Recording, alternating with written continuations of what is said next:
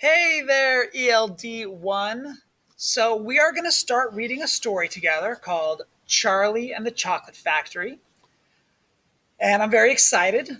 It's possible you've seen a movie version of this. There are a couple of different movies, but we're going to read the book because reading is good practice for your English and it gives us things to talk about.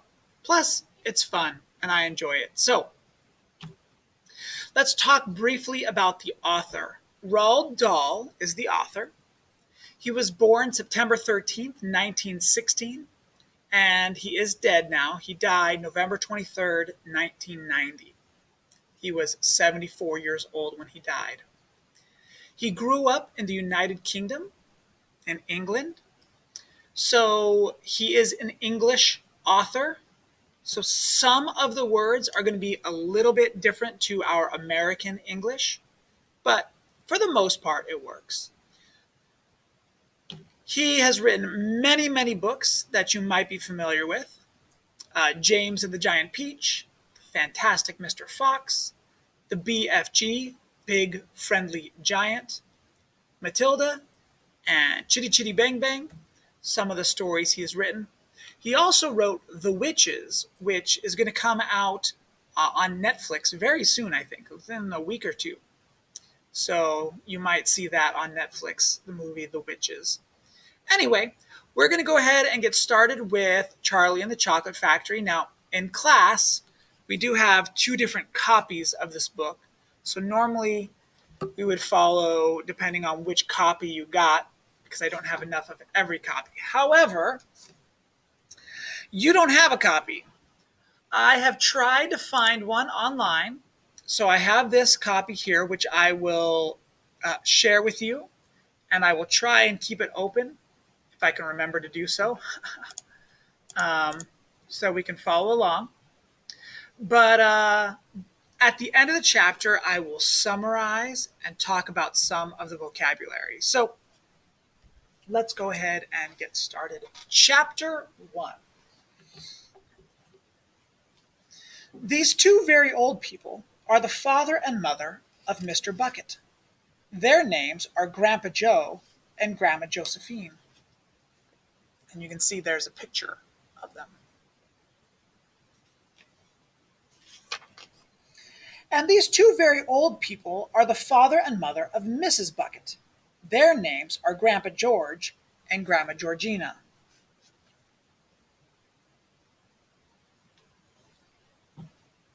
This is Mr. Bucket. This is Mrs. Bucket.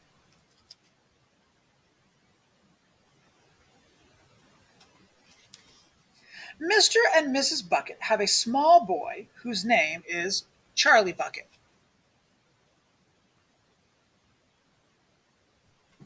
This is Charlie. How do you do? And how do you do? And how do you do again? He is pleased to meet you. The whole of this family, the 6 grown-ups, count them,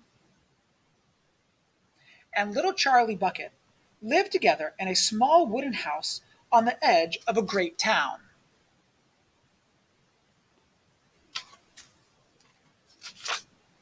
The house wasn't nearly large enough for so many people, and life was extremely uncomfortable for them all.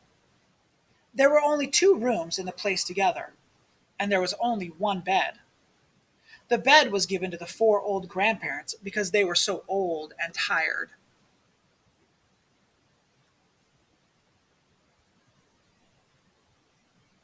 They were so tired they never got out of it.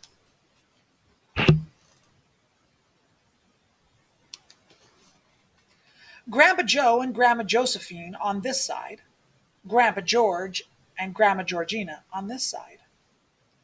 Mr. and Mrs. Bucket and little Charlie Bucket slept in the other room, upon mattresses on the floor.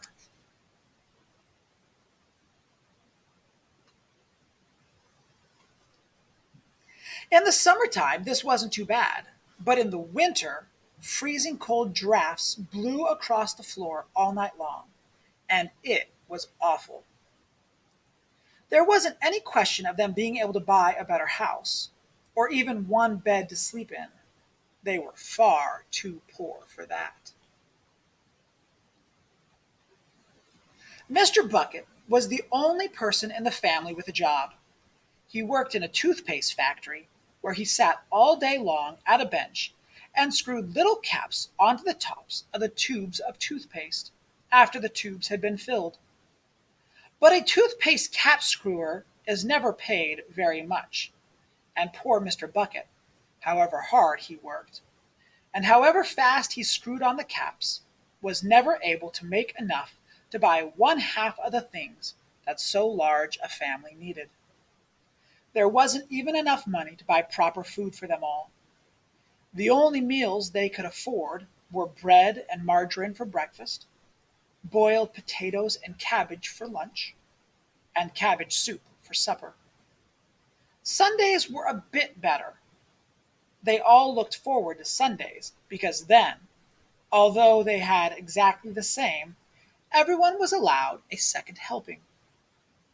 The Buckets, of course, didn't starve, but every one of them, the two old grandfathers, the two old grandmothers, Charlie's father, Charlie's mother, and especially little Charlie himself, went about from morning till night with a horrible empty feeling in their tummies. Charlie felt it worst of all, and although his father and mother often went without their own share of lunch or supper so they could give it all to him, it wasn't nearly enough for a growing boy. He desperately wanted something more filling and satisfying than cabbage and cabbage soup. The one thing he longed for more than anything else was chocolate. Walking to school in the mornings, Charlie could see great slabs of chocolate piled up high in the shop windows, and he would stop and stare and press his nose against the glass, his mouth watering like mad. Many times a day he would see other children taking creamy candy bars out of their pockets and munching them greedily, and that, of course, was pure torture. Only once a year, on his birthday, did Charlie Bucket ever get to taste a bit of chocolate. The whole family saved up their money for that special occasion, and when the great day arrived, Charlie was always presented with one small chocolate bar to eat all by himself. And each time he received it, on those marvelous birthday mornings, he would place it carefully in a small wooden box that he owned and treasure it as though it were a bar of solid gold. And for the next few days he would allow himself only to look at it, but never to touch it. Then at last, when he could stand it no longer, he would peel back a tiny bit of paper, wrapping at one corner to expose a tiny bit of chocolate.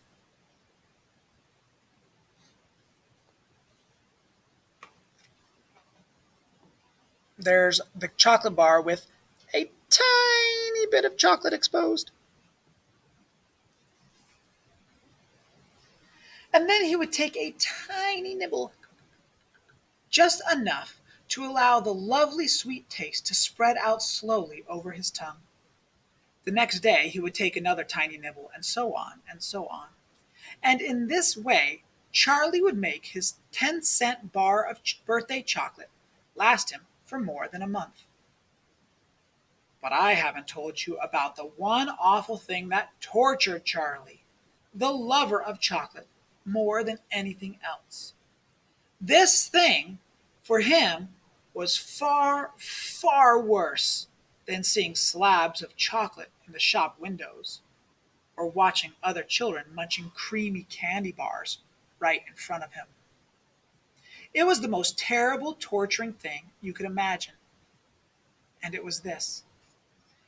In the town itself, actually within sight of the house in which Charlie lived, there was an enormous chocolate factory.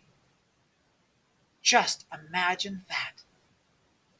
And it wasn't simply an ordinary enormous chocolate factory either. It was the largest and most famous in the whole world. It was Wonka's factory. owned by a man called Mr. Willy Wonka, the greatest inventor and maker of chocolates that there has ever been. And what a tremendous, marvelous place it was. It had huge iron gates leading into it, and a high wall surrounding it, and smoke belching from its chimneys, and strange whizzing sounds coming from deep inside it. And outside the walls, for half a mile around in every direction, the air was scented with the heavy, rich smell of melting chocolate. Twice a day, on his way to and from school, little Charlie Bucket had to walk right past the gates of the factory.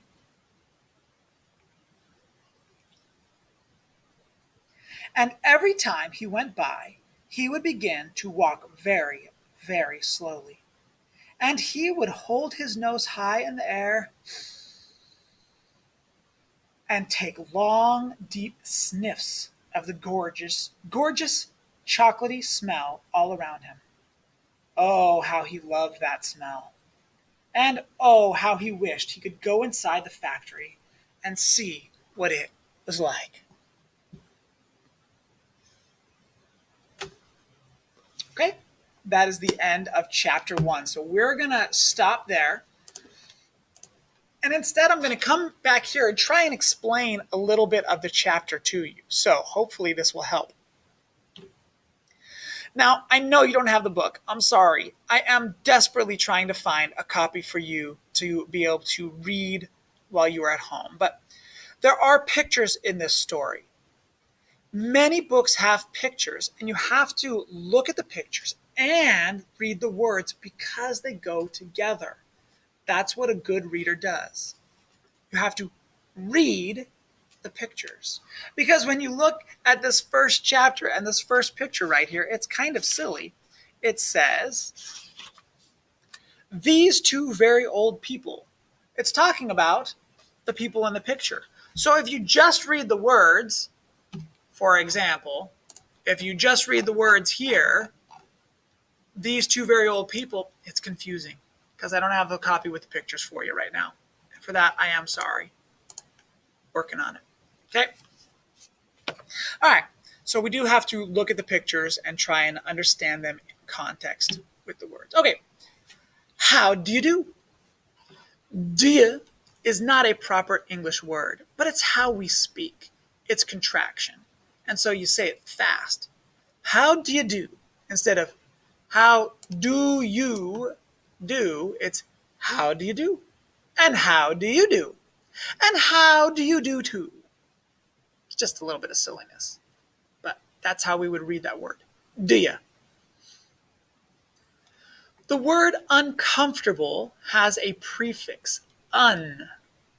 Un means not, which means uncomfortable is not feeling good. So if comfortable is feeling good, and you put the un at the front of it, uncomfortable means not feeling good, like an uncomfortable, lumpy bed. Ugh. So poor Charlie Bucket and his family have to sleep on the floor, and it's uncomfortable. And there's 7 of them in this tiny, tiny little house, and it's uncomfortable. And no one is particularly happy about it. Charlie Bucket's father has a silly job where you have to take the little cap and screw it onto the toothpaste tube. So this is the cap, and this is his job. Now, it's a silly book. This is not a real job, but you can just imagine this man sitting there day after day, picking up cap, toothpaste tube. So it's funny, it's silly. So this is the entire menu that the Bucket family gets to eat. Margarine is butter. So bread and margarine, bread and butter for breakfast. For lunch, boiled potatoes and cabbage. Ugh. And for dinner, cabbage soup. Ugh. And that's all they eat. All the time. This poor family. I feel so bad for them. How miserable. Their tummies is another word for stomach. Makes their tummies growl. Oh, but we love chocolate. So good. Look at all that yummy, delicious chocolate from the chocolate factory. Could you imagine that's all you ever ate? Chocolate. How good that would be. When we compare these two things, what they eat versus chocolate, it would be pure torture to have to think about chocolate when this is all you get to eat. Cabbage soup.